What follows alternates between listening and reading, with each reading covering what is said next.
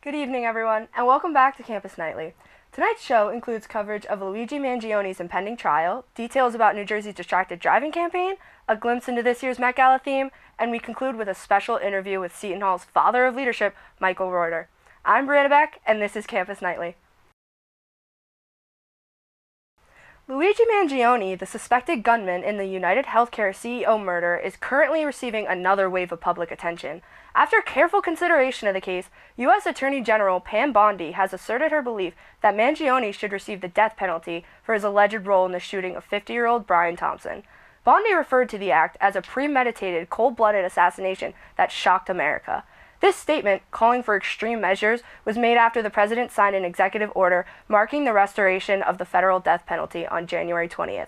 When asked for a comment on this, Mangione's lawyers were unresponsive. He's currently being held without bail in a prison in New York, awaiting trial with no set date. Founded in 1856 and named for America's first native-born saint, Seton Hall is New Jersey's largest Catholic university. Located just outside of New York, our students experience life in and around one of the world's most dynamic cities. As a founding member of the Big East Conference, Pirate pride runs deep. Come on, Elaine, let's go.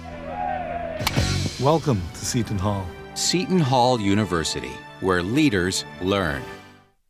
In other news, the roads are about to get much safer with the launch of New Jersey's distracted driving campaign.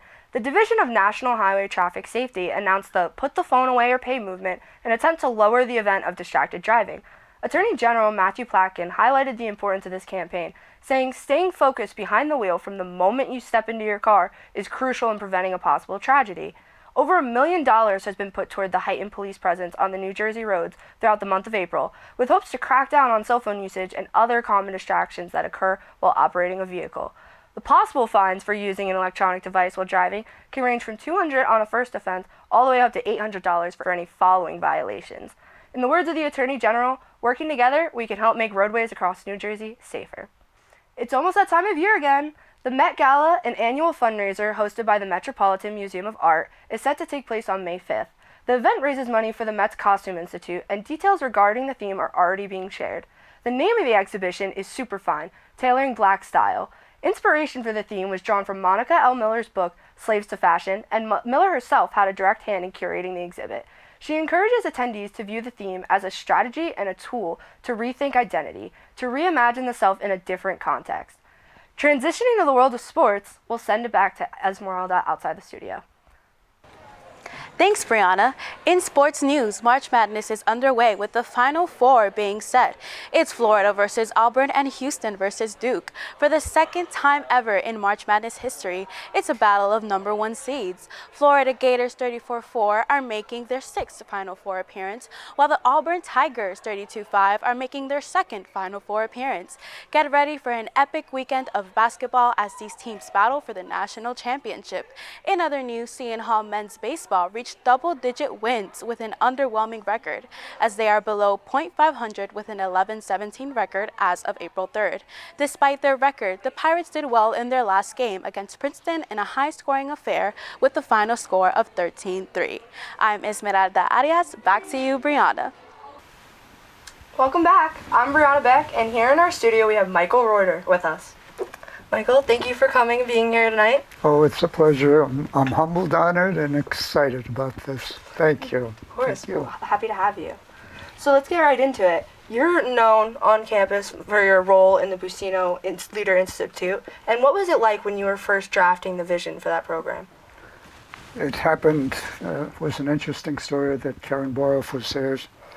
She was she was the dean of the School of Business. And she was looking for senior executives. And my last role at Alcatel-Lewis, and I was at Global Talent Acquisition. So she asked me to come in to ask some students. And I walked into the room, still remember the day, of Friday afternoon. I looked at her and her team there. I said, I envy the hell out of you. And the look on their face, said, oh, what's going on here? I said, I envy the hell out of you. I have PhDs, you teach at the university level. I do this down in leadership. I've taught a master's program. Let's get on with the meeting. She turned around and looked at me, and Brianna handed me a piece of paper. And she said, I think you'd be interested in this position. was Friday afternoon, took the paper, threw it into my briefcase, had the meeting. Sunday afternoon, preparing for the week, pulled out this piece of paper, and it said, Director, Center for Leadership Studies, which was known at the time. Called her the next day. She said, I got your interest, didn't I? We had a conversation. She hired me. After that meeting, I went back and you asked about what was the vision. Yes. I sat down and said, because it all starts with the why, coming up with a vision. What is it going to look like years from now? And there were two pieces for the vision at that point in time. It is, first, what it is always about. It's about the students. To, develop students for the futures in a world-class program, globally known as the greatest undergraduate leadership program in the world. That's what it was all about for the students. Not about Mike Reuter, it's all about the students. So that was the vision. The second part of that vision wasn't even said at that time. And what happened in the transformation of that vision, once I got in on campus, just absolutely loved it, because it's about helping people find themselves. That's what leadership is. Doesn't matter the discipline, whatever. It is about helping individuals find the greatness in themselves. Because in great being, there's great doing. So that was the entire thing. But during the first years, my vision expanded. I looked around the campus of Seton Hall. There was nursing, education, arts and sciences, diplomacy, and etc. And I'm meeting people, really wonderful people, and I'm saying, oh my God, there's a second piece. It is about university having a leadership program. Little did I, well, I did know, but little did I realize when I had spoken to Jack Shannon, it was his vision way back when he was dean of the business school, to have a leadership program. And his vision was that, take it Seton Hall wide. But when I had the reality of the application, to sit around the table with guys and ladies, professors, and talk about leadership, that became the second part, to take it Seton Hall wide. It eventually went into the Leadership Institute. But again, the vision was the why. It's about the students. And I have a passion for that, and that's just Mike Reuter. Absolutely, and it sounds like it started as something, almost like a little thought that you had. You said you put it in your briefcase, you thought about it that weekend, and it expanded into something so much bigger. Oh, you always had the insight already. When I got there, the leadership program in the Stillman School at that time, it wasn't a priority. Again, businesses, university, everything has priority. This was not a major priority. With Karen hiring me, it became a priority. And she was beautiful. She gave me a full license. She said, go do it. So the priority for me became laying the foundation for a program that we could do within the business school, but one which would later grow across the campus. And it was, just an incredible opportunity. And as we did it across the campus, Jerry Buccino, who the center's named, or the institute named after, established a very nice endowment that provided the backdrop for that. So from 2007 through 2018, the program grew. Going back in 2007, the leadership program consisted of going downtown and having ice cream in South Orange. Again, the people were great, but it wasn't a priority. And I had the opportunity to change that. From 2007 to 2018, driven by my own passion, but even more importantly, the students that I served. It was this, over those years, that we had five national recognition in a row. Number one leadership program in the nation. I remember, one of the Board of Regents, I was asked to come speak to the Board of Regents. He said, Mike, you keep on saying or national recognition, but wasn't that recognition also global? I said, yes, it was. And he said, then let's rename it global. So a little fun with that.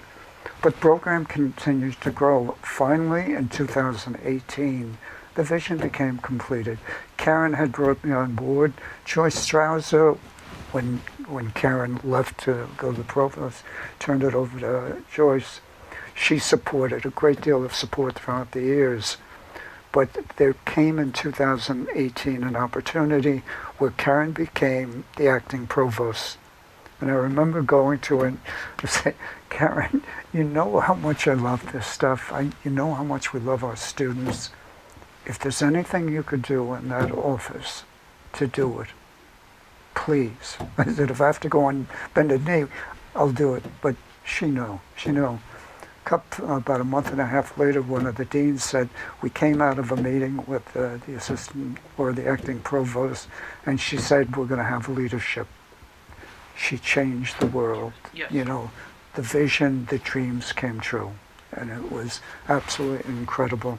And the program continued to grow. So it was the vision turned into reality, and the vision doesn't end there. Visions never end. You know, good is not good enough, great is not great enough. There's always something more. Absolutely. And we keep on looking for that something more, and we will get it.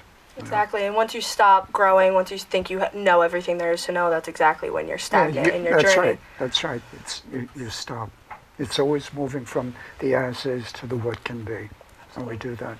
So one of the ultimate vision is to be the #1 graduate leadership program in the world. Be the role model for everybody else, and we'll get there. We'll get there. You're already on the way there. Absolutely. And so, how can students pursue the institute, and what does the enrollment or the recruitment process look like? The recruitment process, we work with enrollment service. It's not an application process. There are certain requirements that the program has, that when students apply to the university, they will do a review of that and then tell us that they are sending letters of, if you're interested in the leadership program, please sign up. They submit their applications, it's reviewed, their selections made, their interviews made, and the selections are made there. You know, it always, I would say, it makes us sad in anything that you always want to open it to everybody. But again, due to limitations there are. But we will get to the point, we're doing it right now, working with the other schools and colleges to expose it to everybody, provide leadership. It is, this is a gift everybody has. Everybody should share it. And, with Mary-Kate and us now, that's part of continuing education. We continue to do that. And it's going to grow. Everybody will get it. Absolutely. But what you said when you first started, the Stillman School had nothing like it, and it's already grown into what it is now. Yeah. The best is yet to come. Exactly. Absolutely is. And so, you hold the title of Seton Hall's Father of Leadership. So how do you exhibit leadership in your everyday life? Even the words, I was deeply, deeply humbled and honored. It's not about me. It's about the students, the people who made it. With the title, you look at the title, it says Father. Father also indicates family. The culture that we have had in the leadership program is one of family, people taking care of each other, people being there for each other that they achieve their greatest potential. So the family part's very important. The other part is, Father says caring. The simple story of me, grew up in Bay Ridge in Brooklyn. The only thing I knew growing up is I wanted to help people. That was me, this simple guy. I was always the leader on the block. People coming to me, Mike, help us do these things. Even at age 12, I remember walking down Fifth Avenue in Brooklyn. There was something happening with the people I was working with, and they said, help me. And I'm walking down Fifth Avenue saying, I have to teach to do it themselves. They have to learn. 12 years old, who's this crazy guy? And the selfless giving in my early, I wanted to be a priest. Went into the seminary, went into the Jesuits. It wasn't for me. There was something more. But there was always that giving. In business, went into a field that wasn't my favorite, and people used to, for 13 or 23 years, they said to me, Mike, why are you in this discipline? You have a gift. It was very successful, but you have a gift. Why aren't you a consultant? Why aren't you in social, etc.? And I'm looking at them, why? You said, Mike, you should have been working with people. Finally, at age 43, I had the opportunity to coach some very senior executives at AT&T. And finally, for the first time in my life, first of all, it worked very well for them. But more importantly, for that first moment in my life, I found my purpose and meaning. It was always there, but I didn't know. It was about helping people, serving people to help them be more than they ever dreamed they can be. And that's what leadership is. Every one of us are leaders doing that. Forget discipline. Everybody, I've heard people say, oh, leadership, that's only for business. It's not. No, it's everything we do in life. It's about finding ourselves and being the leaders of our life and change the world. Absolutely, and you carry those traits with you in everything that you do. You can't go outside and interact with people without having that kind of mentality. That's me. Yeah. That's me. I care. People sometimes. I remember Scott Chesney saying to me once. Scott Chesney's Seton Hall grad, international, motivational speaker. He looked at me one day, and he said, "Your greatest strength is your greatest weakness." I said, "What are you talking about?" He says, "Your greatest strength is your passion and caring for people. Your greatest weakness is your passion and caring for people." And I looked at him and said, I can live with that. I can live with that. Absolutely, that's never a bad trait. If that's the worst thing that you have, then you're pretty well off, honestly. God's been good. Absolutely. God's been good. Thank you so much for coming in the studio today. It was an honor to talk to you. Oh, it's a pleasure. Thank you. Considered growth for you and for the team. They're a magnificent group. Thank you. We were so happy to have you. Thank you.